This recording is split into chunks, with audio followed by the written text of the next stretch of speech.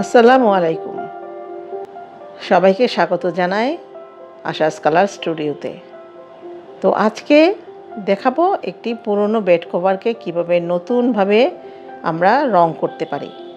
তো বেড কভারটা হচ্ছে কিং সাইজ বিছানার, প্রায় 3 গজ কাপড় এবং চওড়াও প্রায় 7 হাত চওড়া, এবং এই কাপড়টা হচ্ছে এটি চাইনিজ ভয়েল মানে সুতি কটন, চাইনিজ কটন গজ কাপড় দিয়ে এটা বেড কভার করা হয়েছে। এখানে একটা কালো দাগ লেগে গিয়েছে, একটু ডার্টি হয়ে যাওয়াতে, বেশি পুরনো না চাদরটা, তো কিছু দাগ লেগে যাওয়ার কারণে আমি এটাকে একটু অন্য কালার দিয়ে দিব।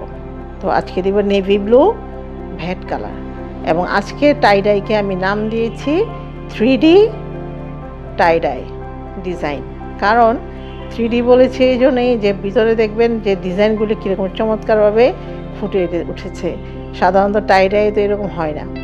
আর এখানে আমি একটু বাঁধার ভিডিওটা করতে পারিনি, বাঁধার ভিডিওটাই আমি দুই পাশে শুধু 2টা স্ট্রিপ করেছি। আর রং এখানে দিয়েছি কিন্তু নেভি ব্লু ভ্যাট রং। কাপড়টি তো আগে আমরা একটু বেঁধে নিয়েছি, নিয়ে আমরা একটু ভিজিয়ে নিয়েছি ঠান্ডা পানিতে। তারপর এখানে রং দিয়েছি 3 তোলা, কারণ কাপড়টা মোটা, আমি আগে বলেছি কাপড়টা যেহেতু মোটা এবং একটু রঙিন, এই কারণে রং দিয়েছি আমি 3 তোলা, এবং সাথে ডাবল করে হাইড্রোজ এবং কস্টিক দিয়ে দিবেন। দেওয়ার পরে এখানে কিন্তু দেখেন অল্প পানিতে কিন্তু আমি রংটা গুলিয়েছি, কারণ যেহেতু রং একটু বেশি, তো পানিও একটু, যেহেতু মোটা চাদর পানিও একটু বেশি লাগবে, সেই জন্য আমি অল্প পানিতে রংটা গুলিয়ে নিয়ে সাথে পরিমাণ মতো গরম পানি মিশিয়ে নিয়েছি। এখন আমি চাদরটা দিয়ে দিচ্ছি। এই যে দেখুন, চাদরটা কিন্তু বালতিতে, আমি একটু বালতি নিয়েছি এই কারণ উঁচু পাত্র হলে ভালো হবে, কারণ কাপড়টা একটু ভিজিয়ে রাখতে হবে অন্তত আধা ঘন্টা।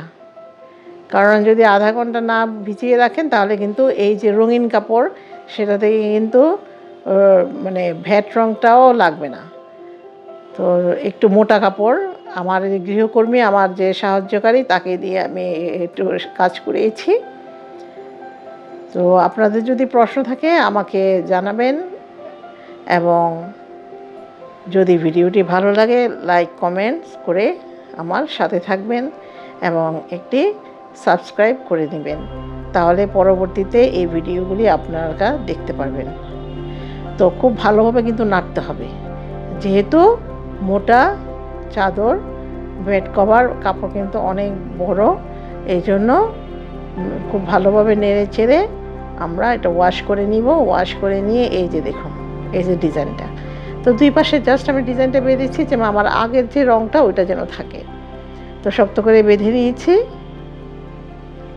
বেঁধে নিয়ে দেখুন, আর প্রথমেও ধুয়েছি আমি, এবং পরবর্তীতেও আবার এটা খুলে ভালোভাবে ধুয়ে নেবেন, একদম সাদা পানি না বের হওয়া পর্যন্ত 5-6 বার করে ধুয়ে নেবেন।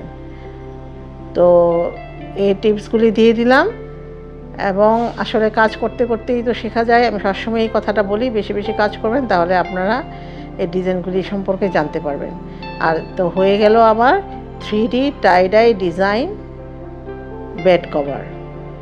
এটা বেডশিট, বেড কভার যাই বলি আমরা।